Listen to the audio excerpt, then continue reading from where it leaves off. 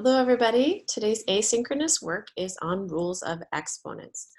If you would like, there is additional optional fill-in notes if you have capability of printing them out. If you want a copy of this, let me know. That's not required, but it could be helpful for when you're doing homework or when you're working on assessments. All right, so let's get started. First, we're going to do some exponent basics, what it looks like, x, and then the little 3 kind of up the upper right-hand corner. This really means x to the third, and it is repeated multiplication, x times x times x. X multiplied by itself 3 times. X is referred to as the base, and 3 is referred to as the exponent. For the laws below to work, it's important that the base must be the same. So if we look at all these, they all have the same bases. When you're working on problems, you want to gather the bases that are the same. And be careful, numbers out in front, coefficients, they should be separated. And then put the ones with the exponents together. So let's look at some of the laws. This left-hand column, this is some notation, and they have multiple variables. Whereas the examples here, I have a variable with exponents, and here I have numbers with exponents. They work the same. So this first law, if I have x to the m times x to the n, what I'm going to do, this shorthand here is saying add the exponents. So for my example, x to the third times x to the fourth, add the exponents, and I get x to the seventh. 2 to the fifth times 2 to the negative 1, so they have the same base, that's good. They have these exponents. Even though one is negative, I'm still going to add. 5 plus negative 1 becomes 2 to the fourth. So it's nice that even when there's negative and it looks tricky, all I'm doing is adding. Here, this is really division, x to the m divided by x to the n. So if I'm multiplying, I add. If I'm dividing, which looks like a fraction, I subtract, x to the m minus n.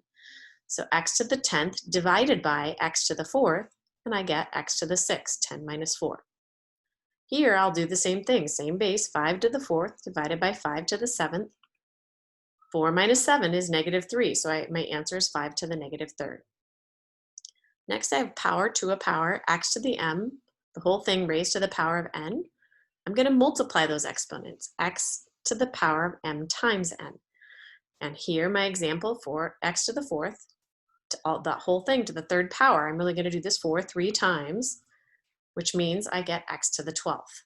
Same here, I have 10 to the 5th, the whole thing raised to the 6th power. I could write that out 6 times, and I would multiply 10 to the 30th.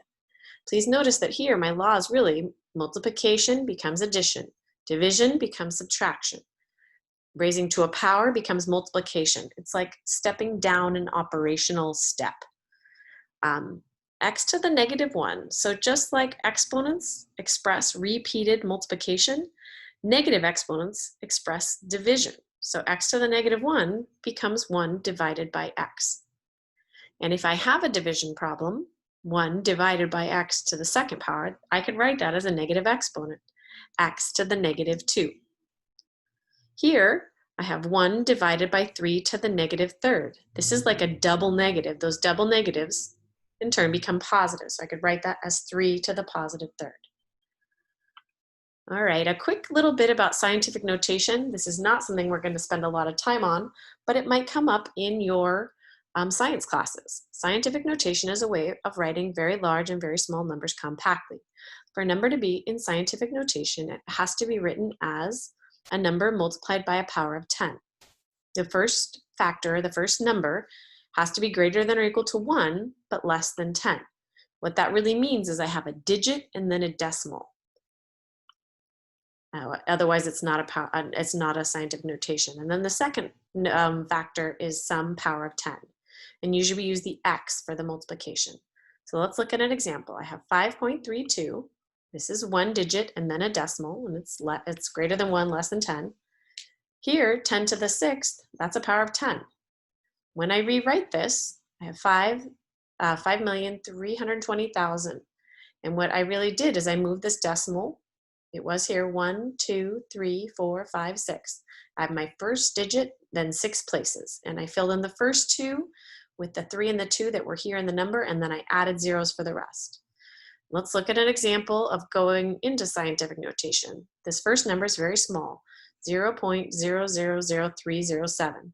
So I'm gonna, for my first number, I'm gonna write 3 and then 0.07. So I write my first digit and then a decimal place, then the rest of the digits.